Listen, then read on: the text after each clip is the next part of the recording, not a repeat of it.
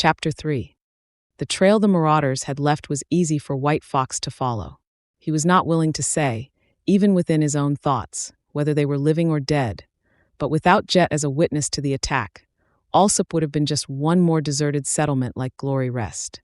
He would have arrived this morning to find an uninhabited town, and there would be one more mystery to add to.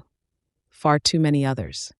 He'd intended to backtrail Alsop's destroyers alone, but he was forced to admit having Jett accompany him only made sense.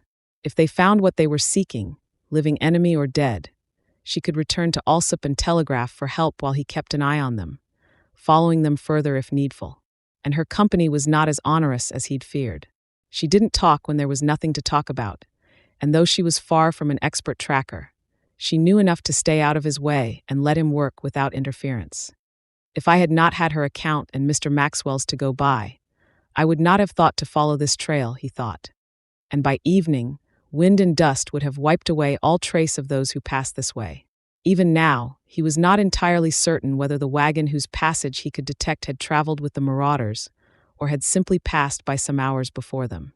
Whichever it was, he could find no trace of the animals that should have drawn it, and that was more puzzling still.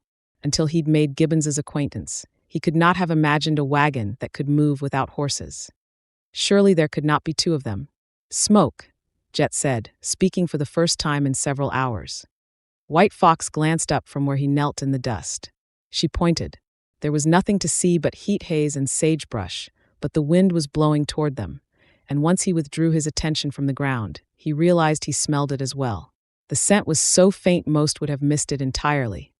"You came from this direction, did you not?" he asked. "Sure did. But I was making for Alsop, hoping to get there before dark." "Wind was blowing the other direction, too," Jett answered.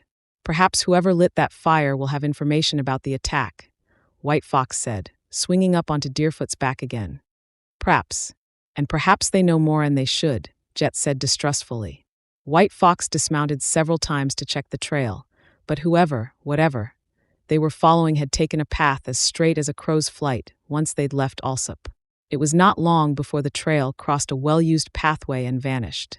The pathway was rutted with wagon wheels and scarred with hoof prints, but it was too hard-packed to hold any lighter impression, and he could find no trace of the trail on the far side. "I think they turned down this trail," he said quietly. "Ranch Road," Jett said, thinking aloud. "Don't know as I credit Mr. Maxwell's tale of some Ranahan giving them orders, but this is the closest spread to Alsop. If they merely came to kill, why carry off the bodies of the townspeople?" White Fox asked. Jett nodded. "And if the fella given 'em their marching orders is from around here is where he'd be from. And if not, then no reason this place wasn't attacked too. I'm thinking it wouldn't be a bad idea to get a look around before we go riding in." They crossed the road, looking for someplace where they could see without being seen. Less than half an hour later, they found a stand of scrub pines. They didn't give much cover, but it was the best they could find. The ranch in the distance looked utterly ordinary at first glance. Main house, bunkhouse, corrals, storage sheds, a windmill to bring water up from the grudging earth. But even a few minutes of observation showed White Fox that this ranch wasn't entirely ordinary. In addition to the buildings any ranch would possess, both of adobe and of timber weathered to gray by the elements, there were several whose tin roofs gleamed as bright as silver in the sun, and their walls were of new timber. "Never saw a bunkhouse that big in my life," Jett whispered, pointing toward one of the new buildings. "Don't see any people either." Despite that, she seemed content to remain where she was, watching for signs of life. A few minutes later, her patience was rewarded. A woman in a calico dress and poke bonnet stepped from the doorway of the main house and walked toward the windmill, a tin bucket in each hand. She set them down at the foot of the pitcher pump and began working the arm. The creak and thump carried clearly in the quiet. When both buckets were full, the woman called back to the house, and a younger female came running across the yard to join her. Each of them picked up one bucket, and they began to walk carefully back the way they'd come. White Fox heard Jett sigh. "Well, they aren't zombies," she said grudgingly. "And after what I saw last night, I don't think the zombies would leave anyone alive wherever they went. But they came here," she finished, a faint questioning note in her voice. "Whatever attacked Alsop came here," White Fox agreed. "It would have taken them perhaps 6 hours to cover the distance." Meaning they got here around midnight, Jett said. And they could have just walked straight across and out the other side. But they'd need to be under cover by daylight. She sighed again. So somebody needs to go down and have a look around. And that means me. White Fox regarded her quizzically. He'd seen her terror last night, and knew she still believed she'd narrowly escaped being slain by the undead. And 1 or 2 living people, or even a dozen, was no surety that more of the creatures she feared did not await her. I know you aren't a hostile, White Fox, but some folks wouldn't see that. And they might just take you for a soldier, and that'd be just as like to spook them. So I'll go and scout around while you see if those critters really did just sashay right on through. Will you be all right going by yourself? He asked. In answer, she drew one of her pistols and spun it before dropping it fluidly back into its holster again. Been alone for a while and haven't had any trouble yet. Jett backtracked to the ranch road and then set Nightingale ambling along it. She'd been about to take offense at White Fox's question when she realized he'd have asked the same question of a man. The thought warmed her. He was the first man in the last 2 years to know her secret, and he hadn't lectured her about wearing trousers once. A few hundred yards along, she passed under the archway that was a common feature of ranches. Usually there was a clapboard sign with the name of the spread and a copy of its brand hanging from the crossbar. But there wasn't one here. As she neared the house, she saw something she hadn't been able to see from the trees. There was a cross cut out of sheet brass covering most of the door. It was polished so bright it was nearly painful to look at. The door opened as she approached, and the same woman she'd seen earlier stepped out, regarding Jett curiously. "Afternoon, ma'am," Jett said, touching her hat brim in greeting. "Don't mean to startle you. Name's Gallatin. I'm looking for an outfit that might need a few extra hands." The woman smiled up at her. "I'm sorry, Mr. Gallatin, but I'm afraid this isn't a ranch anymore. It's Jerusalem's wall. My name is Sister Agatha, and we are the Fellowship of the Divine Resurrection. Pleased to make your acquaintance, ma'am. Reckon I'll keep looking. Mind if I water my horse before I push on? Oh, but you must at least stay for dinner, Mr. Gallatin. Charity is the first duty of our fellowship." "Much obliged, Miss Agatha," Jett said, swinging down from the saddle. "It is Sister Agatha, Mr. Gallatin. We leave worldly names behind us when we join the fellowship.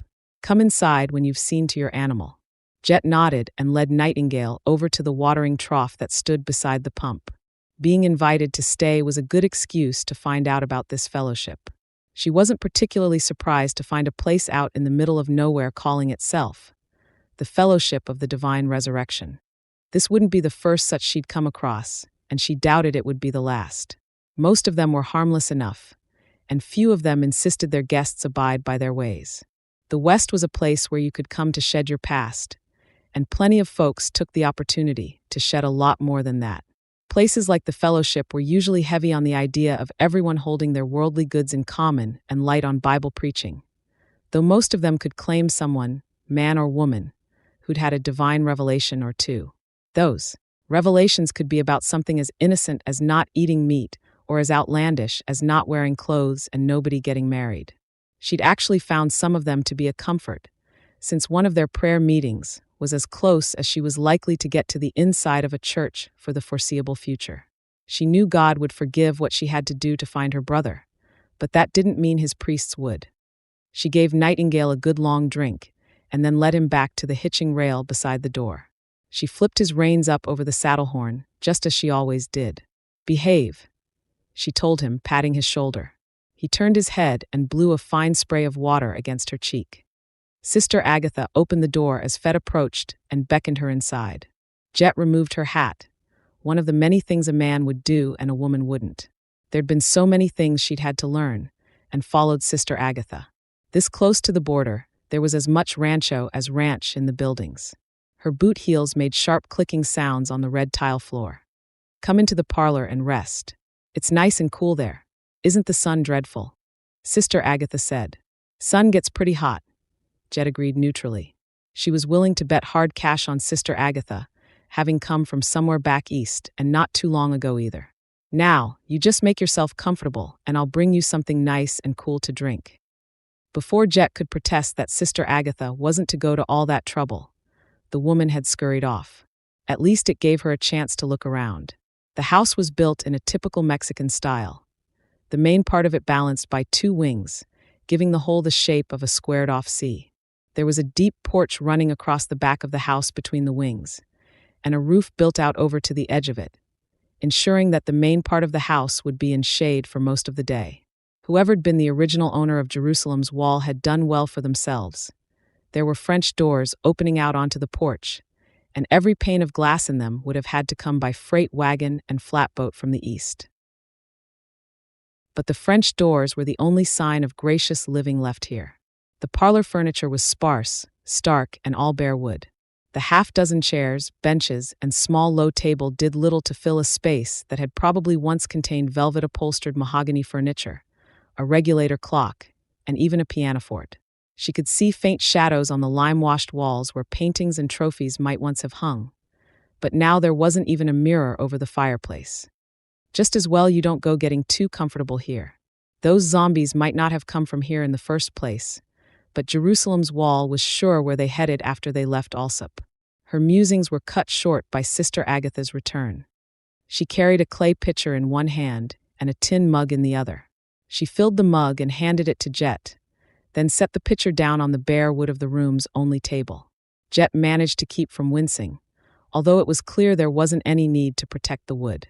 If the fellowship got tired of watermarks, they could just sand the surface down, and it would be as good as new.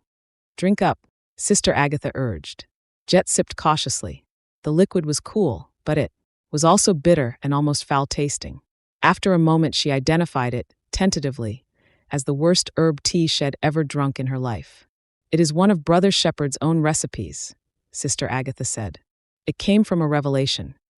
"I imagine it'd have to," Jett muttered under her breath. "You aren't alone here, are you, Sister Agatha? I imagine it'd get pretty lonely." "Oh, not at all. We are 70 souls here at Jerusalem's wall. Most of the menfolk are tending to the cattle and horses, but some are at work in the forge, and you will meet them when we gather for supper. I am so grateful I am not a man. It would be a great burden to me if I was not able to hear Brother Shepherd's preaching every day. That's odd. I never heard of a forge that didn't make more noise than a tinker's cart falling off a cliff. And sound carries out here. So, most of the menfolks don't come back to the house every day." No matter what Sister Agatha said, Jett was pretty sure she was lonely and looking for someone to talk to, and that would make her an excellent source of information. "Oh no, Sister Agatha, it grieves me to find you here in idleness," a new male voice said. "Has not our own blessed founder said it is the woman's place to labor, for her labors are as sweet devotion and honest prayer?" Sister Agatha gave a startled gasp. "Oh, forgive me, Brother Raymond. We have a guest." She didn't wait for Brother Raymond to reply, but scurried out of the room with a good deal more speed than she'd shown entering it. Jett clenched her teeth and pasted on a cheerful and utterly false smile. It was amazing how much divine revelation always seemed to involve women doing all the work and keeping their mouths shut. "Jett Gallatin," she said, holding out her hand and taking the opportunity to set the tin mug aside. "Hope I didn't get the lady into any trouble. She will scourge her soul with prayer and hope to hear the revelation more clearly," Brother Raymond said darkly. He was a stocky man about a decade younger than Finley Maxwell. His face and neck were burnt red by the sun, and he wore a collarless muslin shirt, baggy homespun pants, suspenders, and work boots. Good thing this isn't still a ranch, Jett thought to herself. Brother Raymond looks like a sodbuster born and bred, and I can make a darned good guess where he was born too. "What brings you to Jerusalem's wall, Mr. Gallatin?" Brother Raymond asked, ignoring Jett's outstretched hand. "Looking for work," Jett said blandly. "Sister Agatha invited me to stay for supper, but if I'd be any trouble—" "Charity is the first duty of our fellowship," Brother Raymond said, echoing Sister Agatha's words. Innocent enough. Charity was one of the virtues, and most churchly folks Jett had met on her travels practiced it, whether they were Methodists or Mormons, Quakers or Catholics. "Well, that's real neighborly of you," Jett said. "Appreciate it. Wouldn't mind the chance to ask a few questions." "Questions?" Brother Raymond's voice was suddenly hard with suspicion. "Looking to catch up with my brother. He lit out for the territories when we lost the war, and last I heard from him was a while back. Wondering if you folks might have seen him." She knew she wouldn't need to make it any plainer. If Brother Raymond hadn't been wearing a gray uniform 3 years ago, she'd eat her hat. Brother Raymond relaxed immediately. You will find we of the fellowship of the divine resurrection have renounced all earthly quarrels and allegiances, Mr. Gallatin. It is God's law that will rule over God's kingdom, and the time of that kingdom is fast approaching. I must ask you to set aside your hatred while you abide among us. Just looking for my brother, Jett said mildly. Only kin I've got left.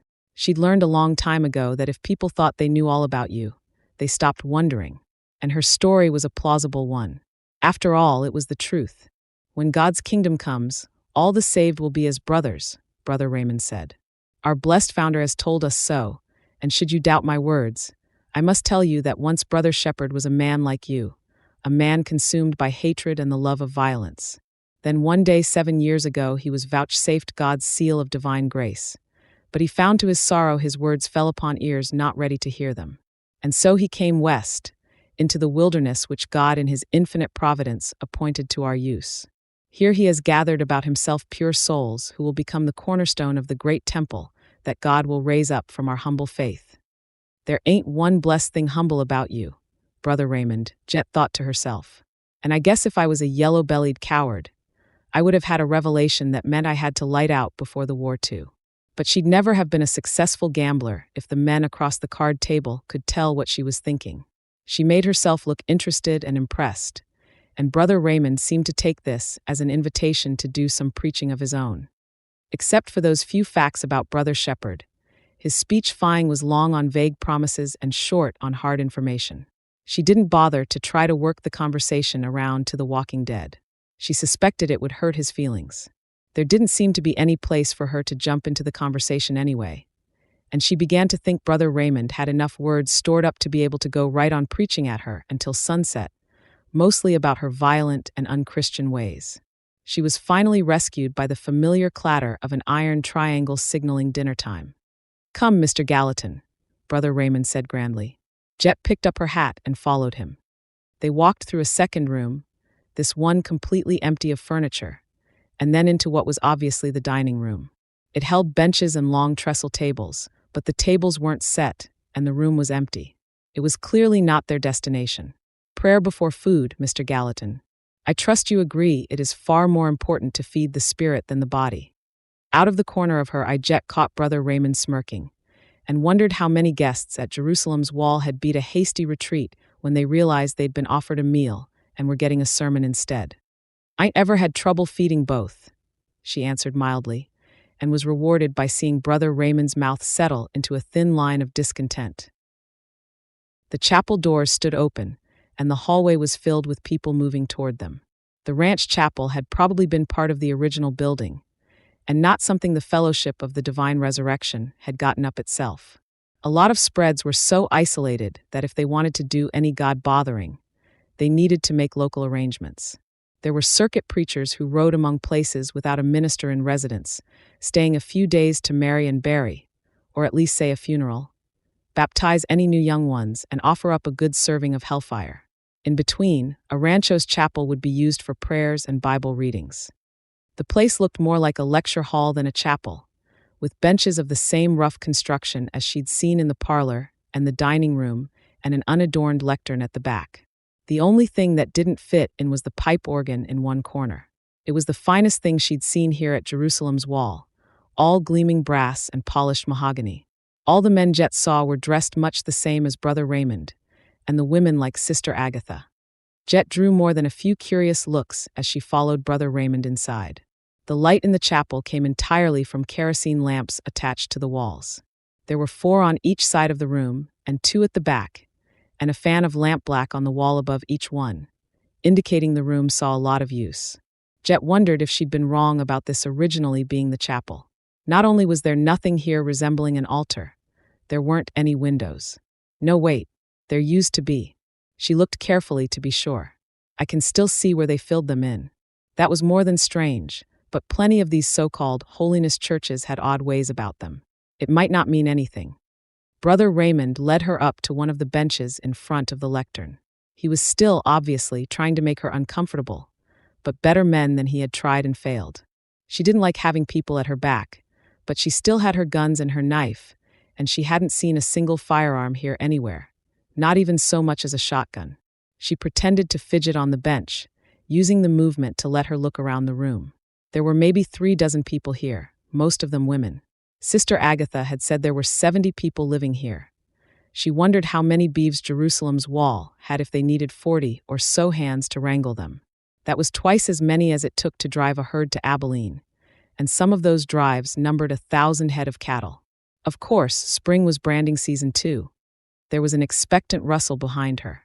Brother Shepherd must have arrived. The man who walked up the center aisle was short for a man, about Jett's height, with thinning gray hair cut short.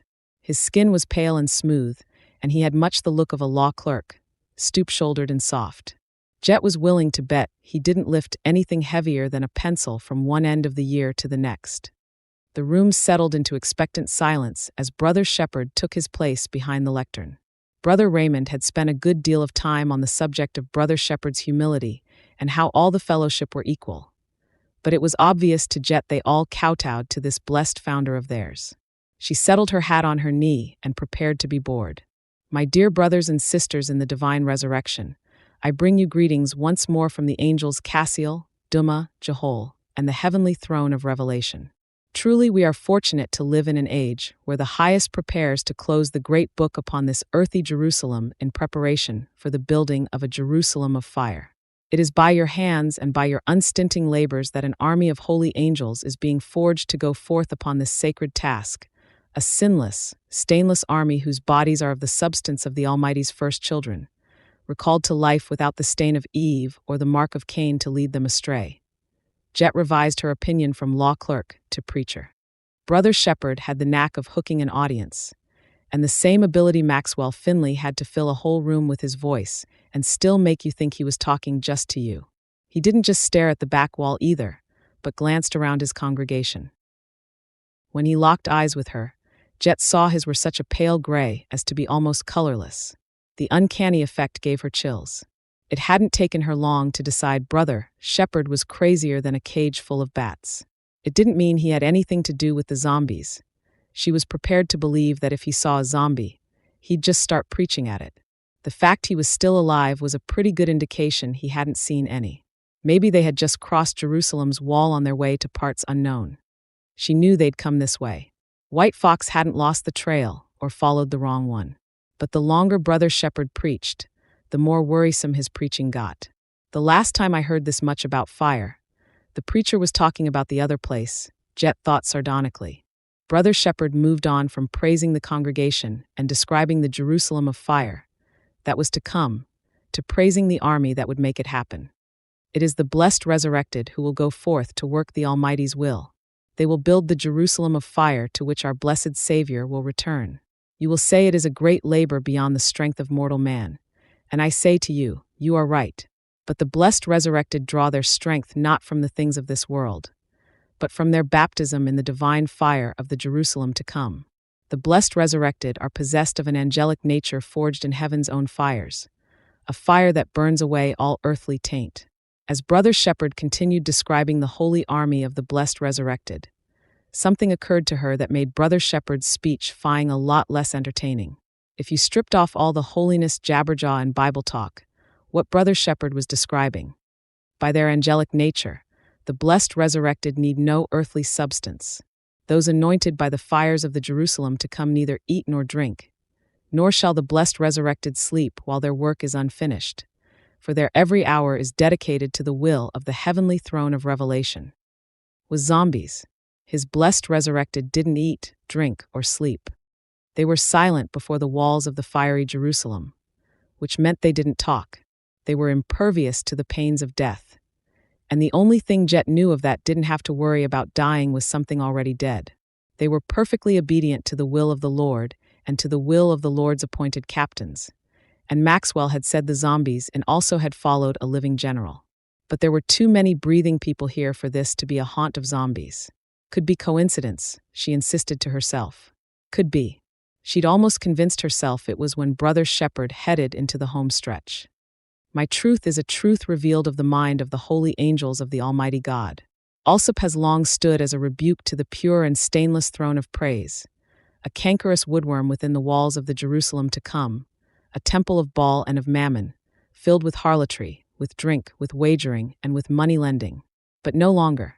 This very day Alsop stands cleansed by the hand of the blessed resurrected, by an angelic army obedient to the highest law.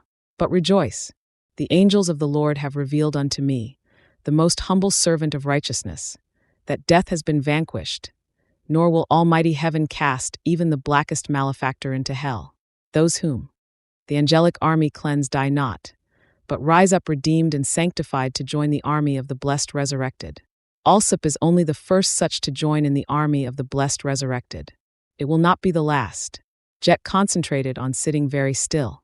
The only way for Brother Shepherd to know what had happened in Alsop was if he'd been there. And if he said Alsop was only the first to be cleansed. That way. It meant the zombie army was going on a recruiting drive. Gibbons felt a certain amount of relief at White Fox and Jett's departure. They were good people, both of them, but they were not scientists, and they were inclined to believe in irrational things without ever bothering to examine their beliefs. She was used to solitude as she conducted her investigations. Having to explain every step as she took it, and probably argue about it, would be tedious in the extreme. First things first, she told herself briskly. She intended to spend some time here in Alsop. She could hardly search an entire town for clues in just a few hours, and that meant it would only be sensible to move her auto-tachopode into shelter. The three of them might be the only people here now, but that could change at any time. She walked up the street to where her conveyance waited. Swinging herself up onto the driving bench, she adjusted several levers, waited a few moments for the pressure to build in the boiler, then released the brake. But instead of being rewarded with the familiar rhythm of the pistons and a smooth forward motion, the auto-tachopode began bouncing up and down in place. Well, drat, Gibbons thought. Before it could explode, she grabbed the emergency levers and yanked hard. The double-walled iron floor of the firebox swung free, dropping its load of coals and ash onto the ground.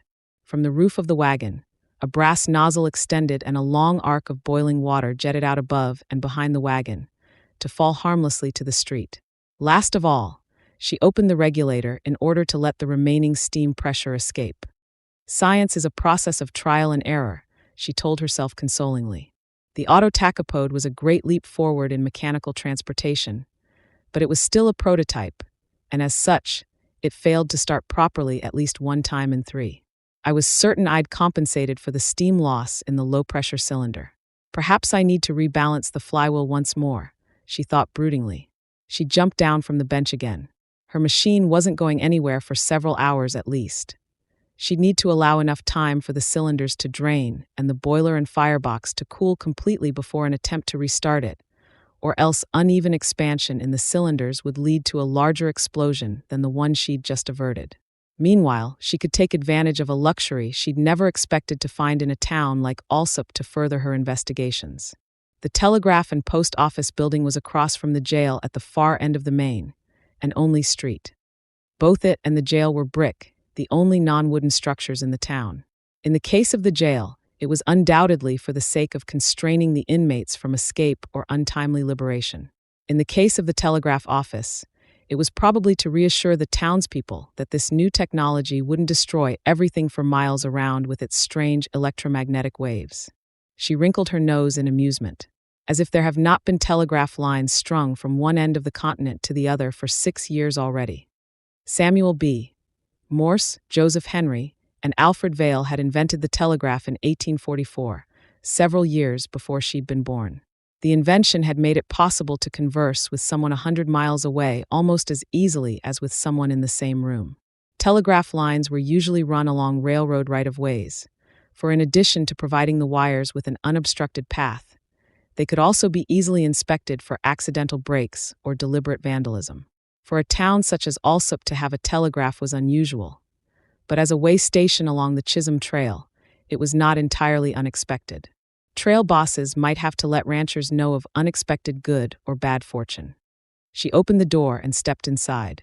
The silence and sunlight gave the place much the feel of a cathedral, and so it was a cathedral of science. The outer office held a wide counter with bars like a bank teller's cage, a desk with pigeonholes for message forms, and a plaque on the wall with the rates charged for messages. A piece of paper pinned up below it said that no incoming telegraphic messages would be available before 4 p.m. or after 6 p.m., and concluded with no exceptions. The expense of sending and receiving messages meant telegraphy was still beyond the budget of most people. But that will change, Gibbons thought joyfully. Someday there will be a telegraphy office on every street and an auto-tachopode in every barn. She opened the gate beside the postmaster's cage and walked inside. There was a set of wooden cubbyholes on the wall, a few of them containing letters their recipients would never open. A canvas mailbag hung on the wall, waiting to be entrusted to the next stagecoach that passed through. The schedule would be written down somewhere here. She made a mental note to search for it later. She conducted a cursory inspection of the postmaster's station before heading back to the inner office. There was a cash box with some small change, a collection of stamps and ink pads, 2 bottles of ink, 1 red, 1 black, and several pens. Nothing particularly informative. She moved on. The desk containing the telegraph mechanism faced one probably used by the postmaster. That desk was neat to the point of meaninglessness, and when she tried the drawers, all of them were locked. She was excellent at picking locks, but that too could wait. She turned to the other desk, which was obviously used not merely to send telegraphic messages, but to transcribe incoming ones. There were neat coils of yellow tape held together with latex rubber bands stacked in the out tray, and the in tray was empty. She turned her attention to the mechanism itself. The paper tape was motionless and unmarred beneath its waiting stylus, and when she placed her hand against the side of the cabinet, she felt no vibration. The clockwork armature that moved the tape past the stylus must have run down. She hunted around in the operator's desk until she found the winding key. At least she knew no messages had come down the wire in the last day or so. For if they had, the paper would be torn and frayed by multiple punctures of the recording stylus. She gave the machine a good winding, but did not release the gear that would cause the tape to move. Time enough to do that when she'd finished sending her own message. She sat down at the operator's desk, removed the cover from the transmission key, and checked to see that everything was in order. As she placed her hand over the key, Gibbons felt a thrill of wonder that she knew would never dim.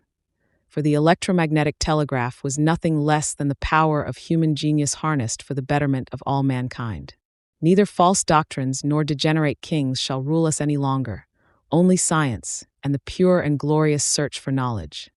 She began to tap quickly and expertly, using Mr. Alfred Vale's code.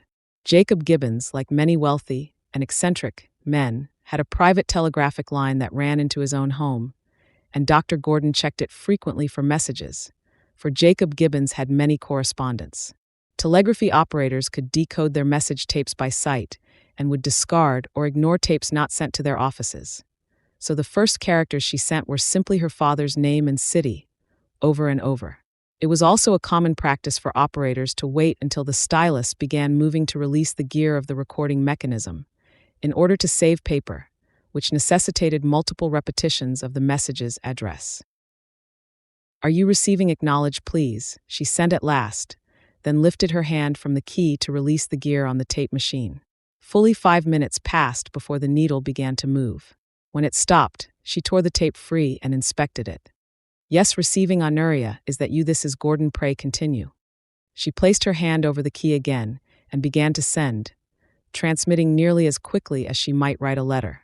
Telegraphic code lacked the ability to convey punctuation. Everything, including numbers, must be spelled out, but she inserted stop and question almost without thought. In a very few minutes, she had transmitted what she knew. She had found the town of Alsop, Texas, utterly deserted, and a request for every scrap of information in Jacob Gibbons's library regarding the reanimated dead. It was not an unreasonable request on her part. The library of the mansion on Russian Hill filled an entire floor and contained every book or paper ever written about the inexplicable. After a slightly longer pause, the needle began to move again. "Daughter, this is Jacob. How I wish I could be with you to solve the mysteries of death itself is a great accomplishment, but only worthy of your gifts. I shall begin my researches at once and let you know my progress 4 hours from now. Your proud father." Stop. Gibbons decoded the slightly garbled message easily and with a certain amount of resignation. If she did not solve this mystery quickly, the next thing that would happen was that someone would attempt to sell Jacob Gibbons a zombie, or some mechanism for making one. At least she could use the telegraph to convey the solution to the puzzle to her father as quickly as she found it. She sent a last short message. Thank you, I shall await your reply. Stop, love your daughter Gibbons. Stop. That task completed, she stopped the tape again and got to her feet. Now to see what Jett and White Fox missed. The three of them had only been looking for survivors during their previous exploration, and had undoubtedly missed vital clues to the true nature of Alsop's attackers. She decided to begin with the church, for it was the only building none of them had yet searched. She hoped to find some survivors gathered there, even though she knew that was a faint hope indeed, since anyone possessing the use of their limbs, or their hearing, should have declared themselves upon hearing the sound of the autotachopode's arrival, or Jett's gunshots. The church itself was entirely ordinary, its arched windows empty, as yet, of glass but secured by wooden shutters. The doors were closed, but of course not locked, and the first thing she did upon entering was to unlatch the shutters and throw them wide. The sunlight revealed precisely what she had expected to see: rows of polished wooden pews, a gleaming wooden floor, choir stalls and a piano, a pulpit beside the altar rail, a white-draped altar behind them, and a plain wooden cross affixed to the wall above it. "Hello," she called. Nothing but silence answered. Her shoulders slumped just a little. Gibbons realized she'd been hoping more than she'd been aware of to find someone here. Not just because people would mean more witnesses who could provide precious data, but because the disappearance of all the townsfolk was more depressing than she wanted to admit, even to herself. This was the first of the disappeared settlements she'd seen with her own eyes, and Alsop had stood vacant for less than 24 hours. But Honoria Verity Providentia Gibbons was neither to be daunted by adversity nor sidetracked by tragedy. She squared her shoulders, set her jaw, and did a quick investigation. Nothing was out of place, and that told her the attack had run its course so quickly no one had been able to flee to the church for safety. While she still didn't credit Jett's story of zombies, she did believe Jett had been here at the beginning of an attack by someone. That fact was irrefutable, the empty town and Jett's bruises both bearing mute testimony. Her next stop was the belfry. The church bell was rung from the vestry, but she could gain access to the bell tower from there as well. She had spent enough time in the wild West not to think it strange that a congregation that could not afford glass for its church windows should have a fine bronze bell in its belfry. The bell would not merely be used to summon the congregation to Sunday services, but to give warning to the town in case of trouble. The latter looked well-made and sturdy, so without qualms she grasped its sides and began to climb. The belfry was at least 30 feet above the ground, making it the highest point in the landscape for several miles around. She would be able to gain a good overview of her surroundings from here. At the end of her ascent, she climbed out onto the narrow platform surrounding the bell and looked around. From this vantage point, she could see faint pale scars across the desert entering and leaving the town, marks left by stagecoaches and freight wagons, for their routes were blazoned and they followed the same path each trip. To the south, she could see a small graveyard, one of the boot hills so beloved of dime novelists. A disease which rendered its victims feverish and delusional might account for what Jett had seen, but there were no fresh graves in the graveyard, and if a sudden plague were the source of the problem, at least a few individuals would have succumbed to it before it reached epidemic proportions. The only other feature of the landscape was a sturdy wooden house that undoubtedly belonged to the minister. And his wife, she amended mentally, for there were several clotheslines strung on wooden trees behind the house. Aside from the house and its accompanying outbuildings, all she saw was desert, scrub bush, and the distant glitter of Burnt Creek amid its stand of sheltering cottonwoods. East and west were similarly featureless, and to the north, the town of Alsop was much as her earlier reconnaissance of it had indicated it to be, a single street with buildings along both sides. There were a few back houses, another set of clotheslines behind the boarding house, and a small building, probably a pump house, behind the general store. All the water for the town would come from that pump or from the few water barrels she saw, though it was hard to believe it ever rained here enough to fill them. But aside from the tracks across the desert, where Alsop stopped, the marks of civilization ended as abruptly as if severed with a knife. She placed her hand on the side of the bell and shoved gently. It rocked slightly in its carriage and gave a faint mellow gong. She frowned. Anyone seeing or hearing trouble would immediately give the alarm, yet no one rang this bell last night. Jett may be unbecomingly credulous, but she is a keen observer, if an untrained one. If the bell had rung, she would have mentioned it. Why hadn't it been rung? A good scientist does not theorize in advance of the data, she reminded herself, and began her descent. There was one more place to search before returning to the town itself.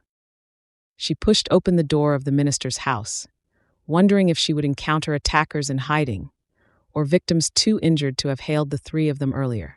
But it, too, was deserted, and from all the evidence she saw, the family, John and Rebecca Southey and their 3 children, John Jr., Michael, and Katie, had been elsewhere at the time of the assault. The dining room table wasn't set, and there was no indication the kitchen had been in use. Most telling of all the lamps were still full of oil. If any of them had been lit before the attack, they'd either still be burning now, or they would have used up all their fuel. One small mystery was solved when she found, among the papers in Reverend Southey's desk, a note from his wife saying she would return from visiting her cousin in a month and sternly enjoining him to take regular meals in town. It was dated a week ago, so he would have been in town when the attack came, and there would have been no one here to ring the church bell. She found no particularly useful information in her investigations, unless she were to count the text of Reverend Southey's most recent sermons. He'd given one 2 weeks ago which took Hebrews 13:2 as its text. Be not forgetful to entertain strangers, for thereby some have entertained angels unawares. Well, it's always good advice, I suppose, but was Mr. Southey warning his congregation to be kind to newcomers or warning them that such newcomers might be more than they seemed? There really wasn't any way to be sure. She walked slowly back into town. The sheriff's office was her first stop, for she hadn't stayed to search it after Jett and White Fox's departure. And if there was anything odd going on within 100 miles, Sheriff Mitchell would probably have known about it. She could only hope he'd left some record. The battered roll-top desk was locked, and none of the keys on the jail keyring opened it. So Gibbons removed her bonnet and extracted 2 short wooden pins from her hair. A quick twist revealed them to be lock picks. She'd often found it useful to be able to get into or out of locked rooms, jail cells, and even handcuffs in the course of her investigations. And even the most dyed-in-the-wool villain would rarely disarrange a female's hair in search of weapons or tools. For all that the popular press regarded lock-picking as some sort of arcane and criminal art, it was actually little more than dexterity, good hearing, and the application of sound scientific principles. Easy enough for one such as Gibbons to master. It was less than a minute's work to gain access to the desk, but the results were disappointing. Not only did the mysteries of an alphabetical filing system seem to be beyond both Sheriff Mitchell and the worthy Deputy Aldine. Apparently Matthew Mitchell was a thoroughgoing pack rat. The drawers were crammed full of ancient wanted posters, mysterious odds and ends, a length of twine, 1 spur, a candle, and a collection of chewed pencils, a broken penknife, a box of lucifer matches. In the bottom drawer she found the probably inevitable tin cup and half-full bottle of whiskey. She'd nearly despaired of finding anything helpful when she reached those items. But that drawer also contained Sheriff Mitchell's charge book. No matter how disorganized he was in other respects, Sheriff Mitchell was a meticulous record keeper. She made a pleased sound of satisfaction and sat down to read. The charge book contained such information as who was jailed for what and what the disposition of the case was, and of more interest, it also contained a daily report, where Sheriff Mitchell wrote down things that weren't official business, things that didn't involve anyone being charged, fined, held over for trial, jugged for 30 days, or tried by a jury of their peers, but might become so. There she discovered that in the fortnight before the incident, Sheriff Mitchell had been under increasing pressure from the local ranchers to find out why and how a whole cattle drive had vanished. He'd been wavering between calling in the Texas Rangers and forming a posse on his own, though what they could have done was unclear. I do not think even the Texas Rangers could have solved this riddle, Gibbons mused as she read. They are very handy if you are quelling a riot or hunting an outlaw, but detection is not their forte. Though I think not even Mr. Alan Pinkerton and his National Detective Agency could have gotten to the bottom of this puzzle. She'd often found that even those dedicated to solving crimes and bringing the guilty to justice were at a loss if a mystery was truly outlandish.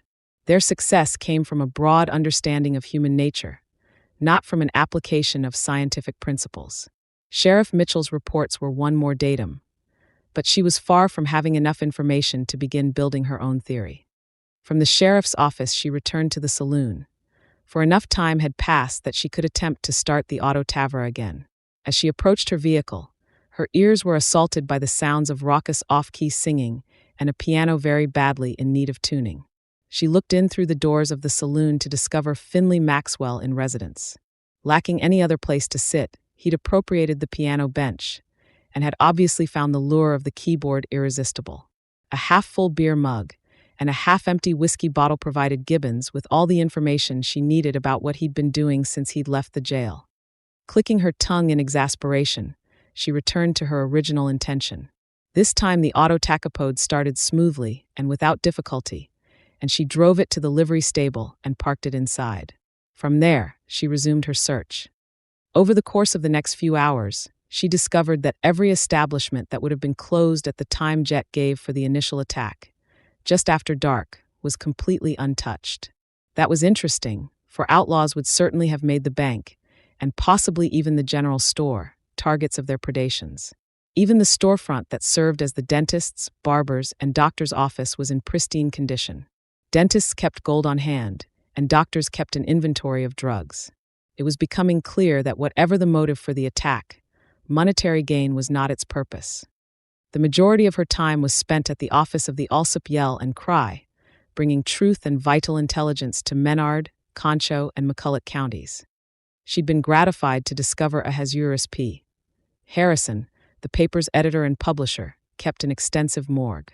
He'd pasted each issue of the paper carefully into large scrapbooks. As the Yell and Cry was a weekly 4-page paper, each of the scrapbooks covered a year of its publication. There were 15 of them. The paper had been founded shortly after the Compromise of 1850. Quickly skimming the last several years of the paper, Gibbons discovered that what had happened to Allsup, far from being an isolated incident, was merely the latest in a long series of puzzling incidents. Entire homesteads had been going missing in the surrounding area for at least 2 years.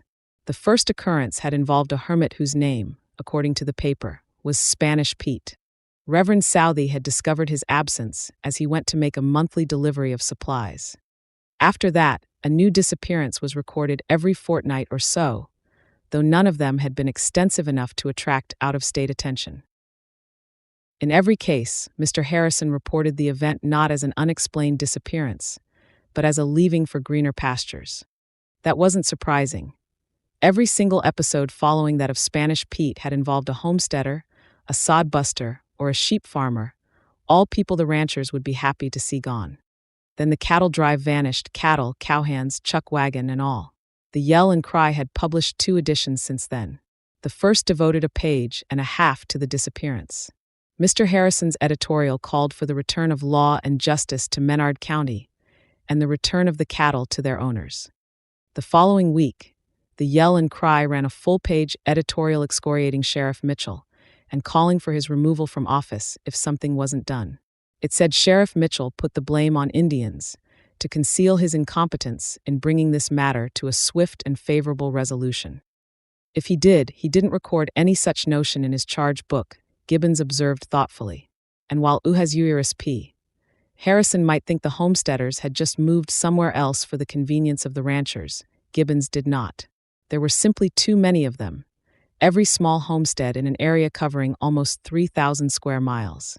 Even at the most conservative estimate of the numbers per homestead, that's at least 100 people. It seems to me that whoever attacked Allsup last night started small, with those the people in power, the ranchers, would be glad to see gone.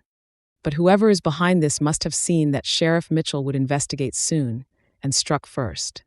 Jett's description of zombies didn't quite jibe with that motive. But Gibbons knew perfectly well there was a long history of whites dressing as Indians to commit crimes and place the blame elsewhere. It was possible the zombies were simply an ingenious variation on that tactic. Certainly terrifying one's victims would be a good way to discourage resistance.